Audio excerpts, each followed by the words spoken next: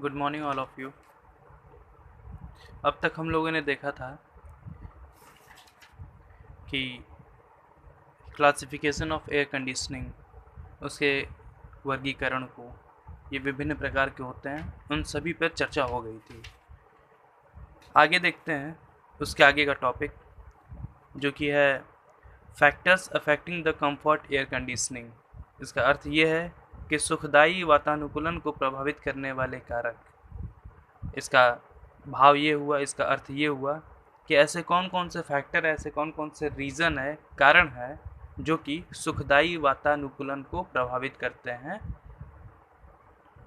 तो उसमें कुछ निम्नलिखित है, उसमें कुछ है, जो कि पहला है वायु का तापमान। हम सभी जानते हैं कि एक व्यक्ति के लिए जो सुखदायी वातावरण होता है, उसके लिए ज़रूरी यह है कि वहाँ पे न बहुत ज़्यादा गर्मी हो, न बहुत ज़्यादा ठंडक हो। तो ऐसी स्थिति में वह सुखदायी महसूस करेगा। अब यदि किसी व्यक्ति के ठीक सामने एसी चला दिया जाए तो शुरुआत में तो उसे अच्छा लगेगा, लेकिन 5 मिनट के बाद ही वो कंफर्ट नहीं फील करेगा, उसे बहुत ज़्यादा ठंड लगने लगेगी और इस वजह से उसकी दक्षता प्रभावित हो जाएगी। इसका ठीक विपरीत यदि किसी व्यक्ति को बहुत ज़्यादा गर्म स्थान पर रख दिया जाए तो वहाँ भी वह सुखदायी नहीं महसूस करेगा और अनकंफर्ट फील करेगा। तो ऐसी स्थिति में ये ज़रूरी हो जाता है कि एक व्यक्ति विशेष के लिए सुखदायी वातावरण की पहुँच देने के लिए या सुखदायी वातानुकूलन के लिए वायु का तापमान कितना होना चाहिए, तो उसके लिए एक मानक तय किया गया, उसके लिए एक स्टैंडर्ड तय किया गया है। वो स्टैंडर्ड है 21 डिग्री सेंटीग्रेड, मतलब 21 डिग्री के तापमान पर जो वायु होनी चाहिए, उस वायु के प्रभाव से एक व्यक्ति विशेष सुखदायी महसूस करेगा।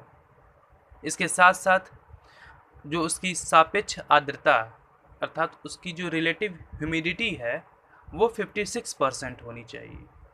रिलेटिव ह्यूमिडिटी क्या होती है, ये थर्मोडायनेमिक्स का हिस्सा है, लेकिन इसे थोड़ा सा ब्रीफ कर देते हैं। ह्यूमिडिटी का अर्थ होता है आर्द्रता, और इसकी जो परिभाषा होती है वो ये होती है कि water vapour present in the air is called the humidity. मतलब वायु में उपस्थित नमी की मात्रा को ह्यूमिडिटी कहते हैं, आर्द्रता कहते हैं। तो वह जो आर्द्रता होनी चाहिए वो 50%, 56% होनी चाहिए, और जो वायु का तापमान होनी चाहिए वो 21 डिग्री सेंटीग्रेड होनी चाहिए। जब तापमान और आर्द्रता एक वायु का इतना होगा तो एक व्यक्ति विशेष स्वतः ही सुखदायी महसूस करेगा। तो वातानुकूलन द्वारा वायु के तापमान को आवश्यक स्तर पर नियंत्रित रखा जाता है। ऐसी स्थिति में बाहर का तापमान कुछ भी हो सकता है, बाहर का तापमान कुछ अधिक भी हो सकता है और बाहर का तापमान कुछ कम भी हो सकता है। ठीक है, उसके बाद देखते हैं वायु की आर्द्रता।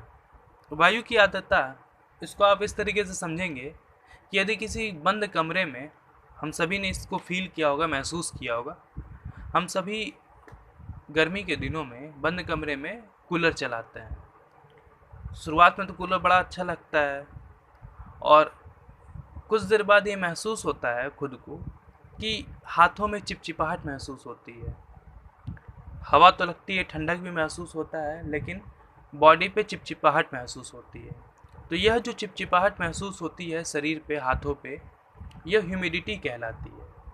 यह ह्यूमिडिटी की वजह से होती है, ह्यूमिडिटी ऑफ द एयर की वजह से होती है। तो आप देखेंगे कि इसकी वजह से, इस चिपचिपाहट की वजह से आपको तकलीफ होती है, आपको उलझन महसूस होती है। ठीक है, तो यह तभी होता है जब ह्यूमिडिटी बहुत ज़्यादा बढ़ जाती है, और ह्यूमिडिटी एक सीमित मात्रा में ही अच्छी लगती है, सीमित मात्रा में ही ठीक रहती है। तो उसके लिए जो एक मानक तय किया गया है, कि एक स्टैंडर्ड तय किया गया है कि कितनी मात्रा होनी चाहिए ह्यूमिडिटी की, वो देखते हैं क्या है। विभिन्न मौसमों में इसकी मात्रा अलग अलग होती है। तो गर्मी के मौसम में 8 से 12% और सर्दियों में 40 से 60% आर्द्रता होनी चाहिए। इसके बाद देखते हैं वायु की शुद्धता।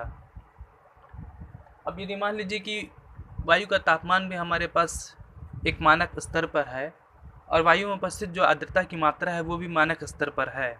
लेकिन यदि वायु ही शुद्ध नहीं है तो उसका क्या अर्थ रह जाएगा? यह बेअर्थ हो जाएगा, यह अर्थहीन हो जाएगा।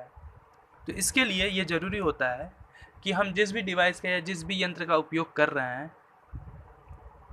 उसमें फ़िल्टर लगे हों। यह फ़िल्टर क्या करता है कि वातावरण से आने वाली वायु को फ़िल्ट्रेट करता है, छानता है, और छानने की प्रक्रिया के दौरान उस वायु में उपस्थित जो धूल के कण हैं और जो अन्य अशुद्धियाँ हैं वो दूर कर ली जाती हैं। वायु में यह भी अनिवार्य है कि CO2 की जो मात्रा है, कार्बन डाइऑक्साइड की मात्रा है, वो 2% से कम हो, लेकिन ऑक्सीजन की जो मात्रा है वो 16% से कम नहीं होनी चाहिए। तो वायु की शुद्धता का जो मानक है वो इस आधार पर तय किया जाता है। इसके बाद आता है वायु की गति। वायु की गति भी बहुत महत्वपूर्ण भूमिका निभाती है एक कंफर्ट एयर कंडीशनिंग के लिए। वायु की गति जो है वो 8 मीटर प्रति मिनट की दर से होनी चाहिए। यदि ऐसी दर उपस्थित है तब एक सुखद वातावरण की अनुभूति होगी। भवन या जगह को एक समान स्थिर तापमान पर अनुकूल बनाए रखने के लिए वायु संचरण और समान वितरण सही ढंग से होना चाहिए। इसके लिए हम खिड़की, रोशनदान, दरवाजे का उचित प्रबंधन करना अनिवार्य होता है। इसके बाद का जो हिस्सा है वातानुकूलन भार गणना। ठीक है, एयर कंडीशनिंग लोड कैलकुलेशन क्या होता है? ये कुछ विशेष नहीं है। मतलब लोड कैलकुलेशन का अर्थ ये होता है सामान्यतः कि एक बंद कमरे में, यदि हम गर्मी के दिनों की बात करें तो एक बंद कमरे में हमें जो तापमान चाहिए सुखद वातावरण के लिए वो कुछ अपेक्षाकृत ठंडा चाहिए। तो ठंडा रखने के लिए हम ऐसी किन किन वस्तुओं का उपयोग करेंगे या फिर ऐसी किन किन बातों का ध्यान में रखना ज़रूरी हो जाता है जिस वजह से कमरे का जो तापमान है वो ठंडा बना रहे, कमरे के तापमान पे लोड ना बढ़ सके। ठीक है, तो ऐसी स्थिति को यह जो लोड होता है, यह जो भार होता है वो कूलिंग लोड कहलाता है। और इसके साथ साथ एक दूसरा टर्म भी होता है हीटिंग लोड। यह जाड़े के दिनों के लिए उपयोगी होता है, तो कुछ विशेष नहीं है यह। इसके बाद देखते हैं energy saving opportunities in heating, cooling and air conditioning. तापन, संवातन तथा वातानुकूलन में ऊर्जा बचत के अवसर। इसका अर्थ ये हुआ कि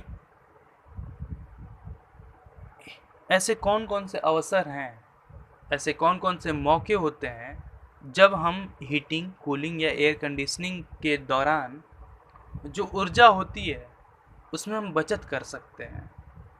ये बहुत ही सामान्य टॉपिक है और आपके दैनिक जीवन से, हम सबके दैनिक जीवन से बहुत ही प्रत्यक्ष रूप से जुड़ा हुआ है।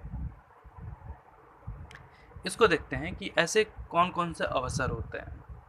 तो जो सबसे पहला अवसर होता है वो होता है उपयोग केवल जब और जहां आवश्यक हो।